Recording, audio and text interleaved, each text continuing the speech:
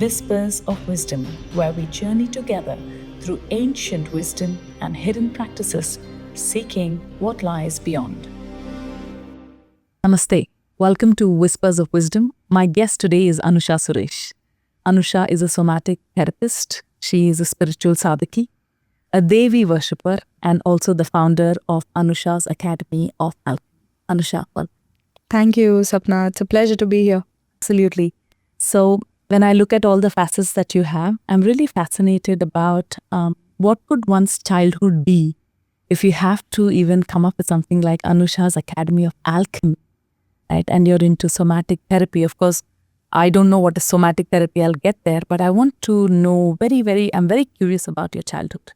Tell me a little bit about it. I would say that I've always been a very curious person. The only thing that I would say I've been blessed or been fortunate is that I never let my curiosity to be killed. I've always been very curious about everything, been very playful about everything, questioned everything, and also been a bit of a rebel to the system. Were you rebellious as a child? Yes, I was very naughty as a child. Very naughty. Yes, and I would say that, I have to really give gratitudes to my parents for this. Both my mother and my father were never the ones to say that this is what it is, just listen and keep quiet. Not once have I heard them cut down my curiosity.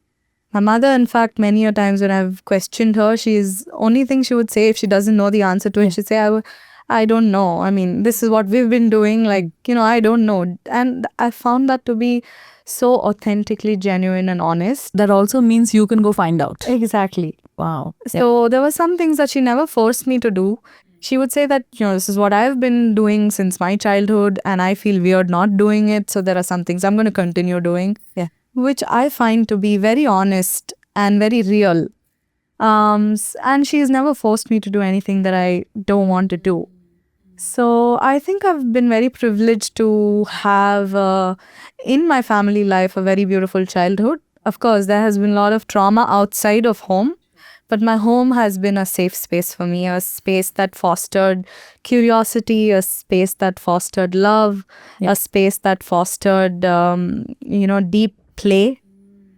So I think I've been very fortunate in that sense that I always had a safe space to come back to. Right. And it's also been a very, how do I put it? It's been a space that has given me true expression. Your home. My home. My parents. And your upbringing and your childhood. Yes. And deeply rooted in culture as well. Yes. Coming from a home that has observed many festivities, generationally, still keeping many traditions alive. I had the privilege of, being rooted in that culture. And also giving space for questioning certain parts of culture and seeing culture evolve as well. Wow. And you did that as a child? Question culture? Yes, absolutely. And that was why do we light a lamp? Why do we light a lamp? Yeah, so many things. Why do we have a doll festival? Doesn't make sense. And I think it's so natural for children to question, and not once has my mom been like, this is what's been told you. Don't act too smart. Do you also feel like when children are allowed to explore, and there are no hard boundaries, this has to be done this way, this is how we do it, and just figure it out, it gives them more of a blossoming space as adults? 100%. It gives them more confidence as well. Right? This is something that I learned as I was learning sacred geometry. Right? So in sacred geometry, the bindu is the most important, the dot. It represents the cosmos. But also the circle. Right? The bindu and the circle is the basic unit. Yeah. It's also the unit for God molecule. It's also the unit for alchemy. Right? So when you see that unit, the central bindu, if you consider yourself to be that, and the circle to be the cosmos, you within the cosmos. Wow. Right? It still has a boundary. Yeah. But it's smooth. It doesn't have edges. And the circle can be stretched to whatever distance. Yeah. Yeah. Right? But there's still a boundary. You said you're the conscious in the center. You're the consciousness in the center, right? So everybody, I think as human beings, we like to associate with a label, with a box, essentially, a boundary. I am so-and-so, my identity is so-and-so, my nationality is so-and-so. All of these are the circle that we like to feel safe within. Right. But many people get stuck in the size of the circle. that my box is only this much and limiting themselves to that tiny box. So is there a time when the dot expands and there is no difference between the circle and the dot? Yeah. Can that happen? Yeah, absolutely it can, right? That's why I said the circle is not limited. Yeah. And the circle can expand to such an extent that you and I are both the dot. Like that as well. Multiple people are within that single dot, and the cosmos is for us to explore. Is that what also sometimes people refer to as collective conscious? Yeah. Altruism, collective consciousness, the oneness that people feel. Beautiful. It's all stemming from the same thing, that geometrically in sacred geometry, we have symbologies to sort of represent that. So I feel like from my childhood, I've always had access to spaces that have helped me explore that. So I think that probably kept me within the fold of curiosity, of questioning everything and not having my curiosity and my creativity shut down. Both my parents have always been very supportive of my creative expressions as well, be it art or be it dance or theater. Right. They've always been extremely supportive of it. And I think that is so important, to have different facets of your personality. True. Grow. Absolutely. So, yeah. So, Anusha, regardless of all of that, life is so dynamic that sometimes we go through trauma, regardless of that safe, like that goodness of our childhood and all of that. We still go through trauma because that is the nature of life. Yes. Now, what is trauma? That's one question. But before that, you're also a somatic therapist. So what does this word somatic mean? So somatic, the word comes from the Greek word soma, which means body mind. Okay. It can be loosely translated to body, mind and spirit, taking into consideration the three aspects of your presence, which is your body, your mind and your soul or spirit. And also somatic therapy is the cutting edge of modern mental health space. Okay. Because it's able to break through certain capping limits and barriers that a talk therapy or a cognitive behavior therapy has.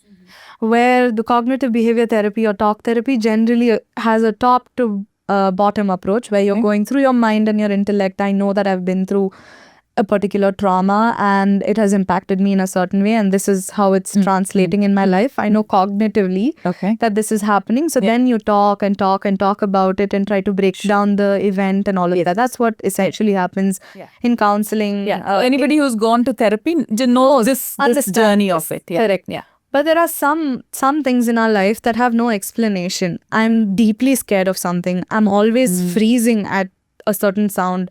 I am very scared of exploring a certain facet of my life, but I don't know why. Cognitively, it doesn't make any rational, logical sense. Right. Absolutely. So when it's something like that, it's deep-rooted within the connective tissue of our body. It's deep-rooted in the tissues in our body, in the skeletal structure of our body. Okay. So somatic therapy helps you.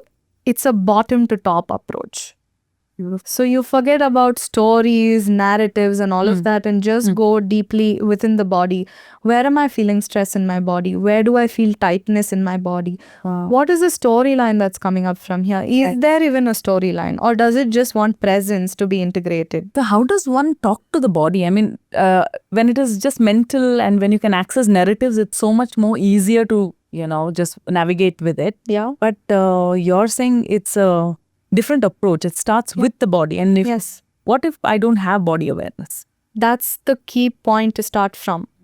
To create that body awareness, to understand the language of the body, like you rightly pointed out, the language that your mind speaks in terms of visuals, if you're a visual thinker, storylines, or even, sometimes narratives of what happened, all of that.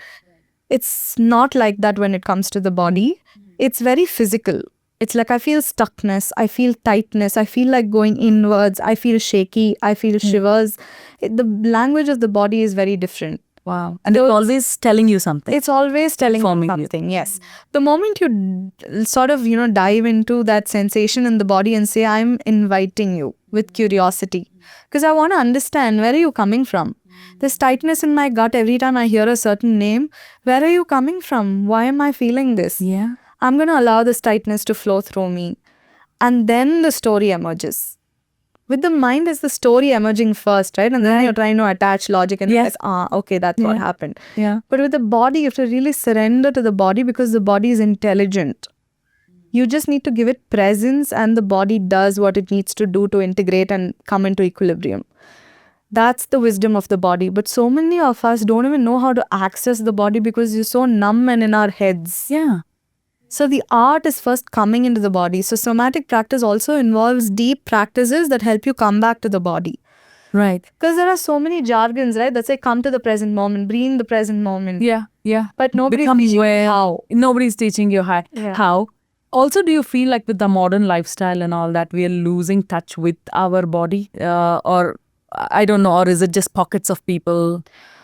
See, the thing is, back in the day, we had so many practices that were integral to our lifestyle that helped us connect with our body. That sort of helped us connect with our five senses from a more intentional place. Okay. Which doesn't exist anymore, because if we see the world that we are living in today, it's a rush. You're rushing from one to another, be it a relationship, be it workspace, be it even on Instagram, just scrolling, you're just rushing from one to another. You have barely engaged with the content for 2 seconds, already on to the next one. So the way that I see it is that you're just constantly in gluttony, consuming content, consuming information, consuming people, but you're not taking time to process everything that you've consumed, digest it, and see, okay, how much do I take from this? How much of it is trash?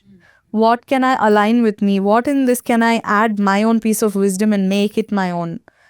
Nobody is learning the art of contemplation, right? So how do you then get to the body? Right. And how do you anchor into the wisdom that your body innately has?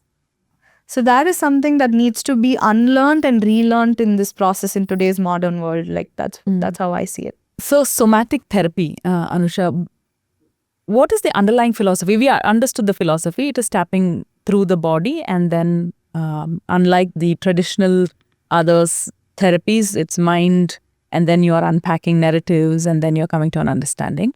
Now, where does this whole philosophy come from? Is it rooted in ancient tradition? Is it a recent form of therapy?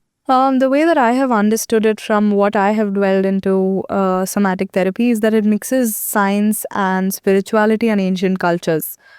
That's the way that I see it, because if you look at the basis of it, somatic experience was founded by Peter Levine, and he speaks about the deep correlation between the body, the mind, and the being, right? And how they kind of feed into each other, that it's not isolatedly functioning like how science believes, that it's actually speaking to each other. It's an entire system as a whole, right?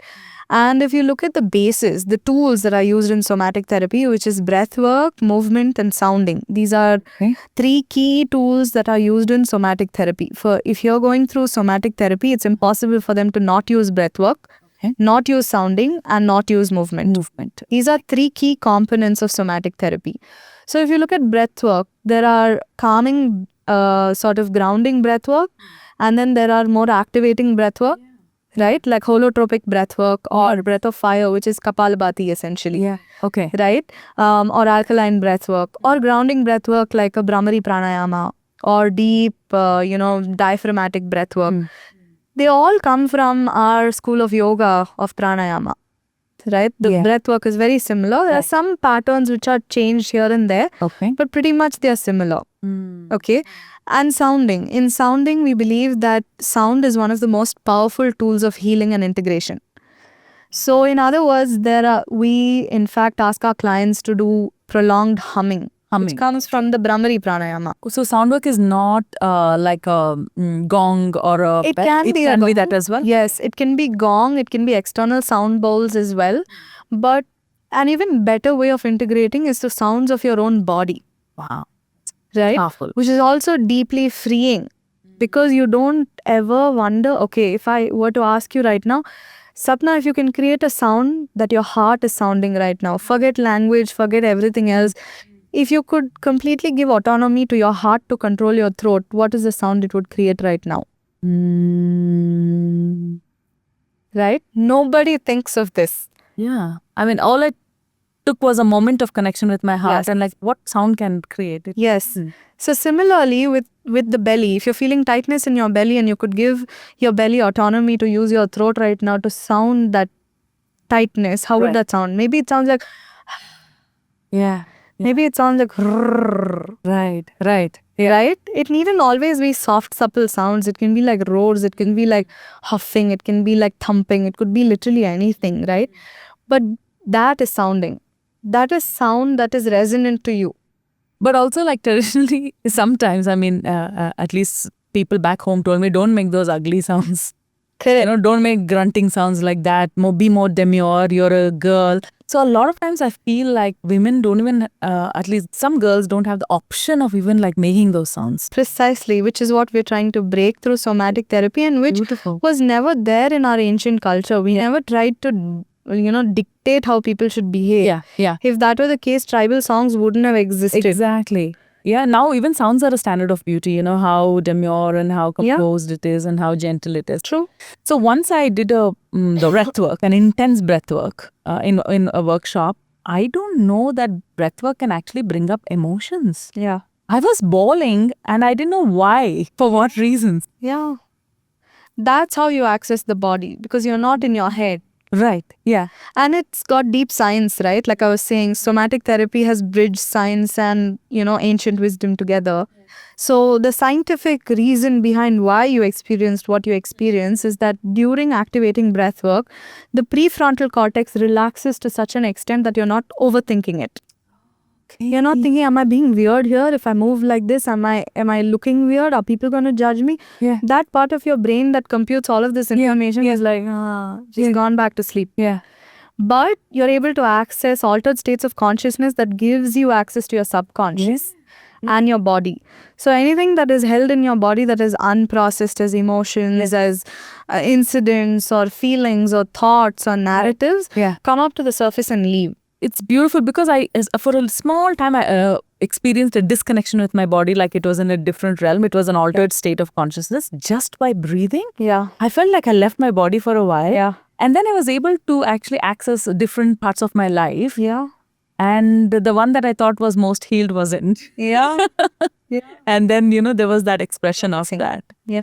So, who should be taking somatic therapy? What kind of trauma should they have gone through? Yeah, I mean, the way that I see it, therapy as such, somatic therapy as such, if there's something that you're stuck with, that you've been through a talk therapy and you feel like you're running around in circles and you feel like the pattern is still the same, but I'm just speaking.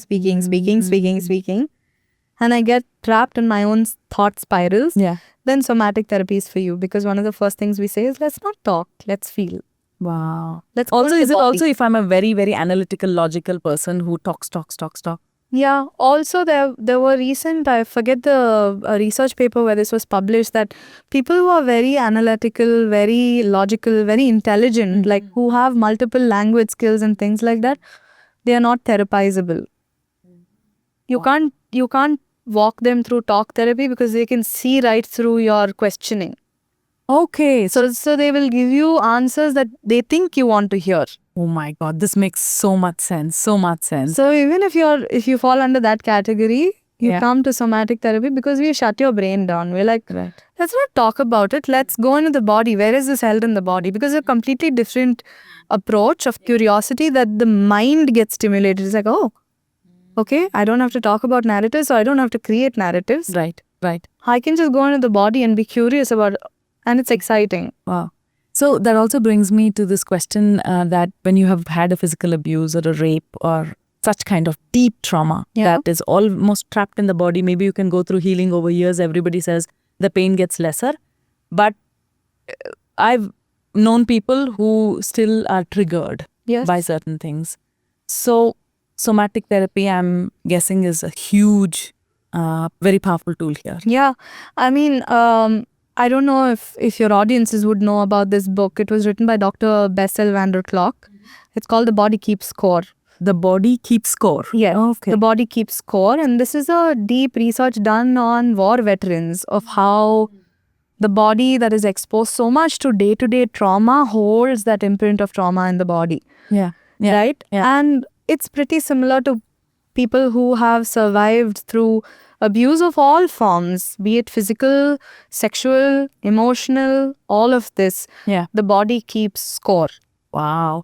I think I saw it on your story on Instagram where you said if you had an argument with your spouse, there's high chances of inflammation in your body, and Yes. that conversation stays in your system for 3 hours. Yes. So imagine like a little conversation that you're not, in sync with each other. That can make an impact on you, and these things Yeah. like abuse. That stays for so long, right? And what generally happens in talk therapy is that you speak about it. Yeah. There's a certain level of integration that speaking does heal.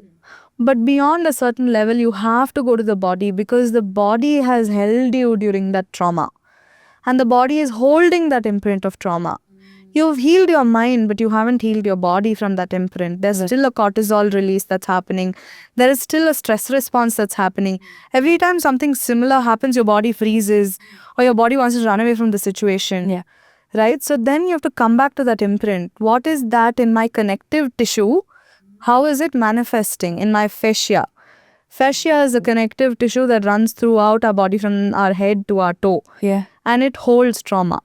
So every time, so basically imagine you're in a car crash. When you're approaching a car crash and you can see it happen, your entire body tightens up. Tightens, yeah. And that's basically a steel armor that the fascia is creating around your body to prevent impact. And the fascia is doing this irrespective of whether the trigger is physical, emotional, or, if it's mental. It's not identifying. Right. If it's a threat, I tighten. Can I ask an esoteric question? Yeah, trauma in this life is yes, but could there be also trauma from past life that the body can carry? Yeah. Yeah. It's also generational is what. Generational trauma. Yes. Yeah, can we unpack that? What is generational trauma? We've heard a lot of them talk about it lately. So a lot of generational trauma, the way that I have perceived it, is that there are patterns that run in the family, right? And there are patterns of reactions also that runs in the family. So those facial reactions also run in the same family. The way your body reacts to specific stresses. Yeah. Like, for example, if you've seen a lot of, let's say, financial issues as a child, and you've seen your parents react a certain way to financial issues, that's the same pattern that you learn. Yeah. So it's also the same fear patterns that are learned, and it could also be from previous lifetimes. And I mean, today we know that you were created as an egg in your mother when she was in your grandmother's womb. Yes. So the environment that your grandmother's body nourished is what makes you. So I was already present when in my mother's womb when she was in my conceived. Yes.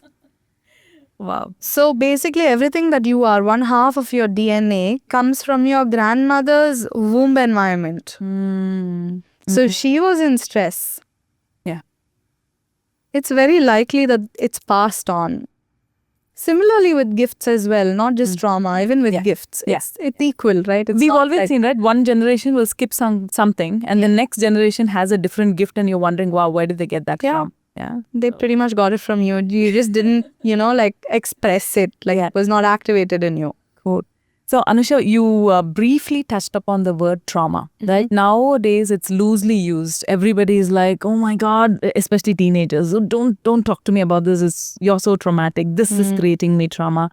But in a real sense, what is trauma? Trauma of the body, trauma of the mind. Is there a distinction like that? So, yes, you rightfully pointed out today, trauma is used as such a loose terminology, almost like a cool lingo to use that I'm traumatized, Yeah. right? But the way that I see it as someone who works with people who've been through trauma, both physical, emotional, all of that, I think it's how we perceive an incident. The impact of an incident is what is trauma. If it has left such a shaking impact on you, has put your body into a freeze or, fight mode, like a stress response that seems to keep continuing throughout your life, that the slightest trigger, you're flying into a freeze response, you're flying into a fight response, or you're flying into like a flight response, that is a trauma. Fright, freeze, and flight. So trauma will manifest into those of the. And for women, this is mostly seen in women, Sure. is fawning, people pleasing. Like, I will do anything for you, just let's not fight. I've been fawning then. Yeah. It's most commonly seen in women. Their best approach of avoiding conflict is fawning. I will please you and do whatever you want, just shut up. I mean, and how many hundreds of women around us we know who are doing that. Who are doing that? Yeah, we see that even in work It's the environment. trauma response. It's a trauma response because you don't stand your ground, you don't set your boundaries. You're trying to avoid the conflict, so you'll do whatever somebody says, even if your entire body is screaming no. Oh, yeah. Oh, yes. Yes. Yes. I can recall many parts of my life where everything is screaming no, but I'm saying yes to things. Yes. Oh, so, wow. When you said about that, it's really taken me back to, many, many, many questions.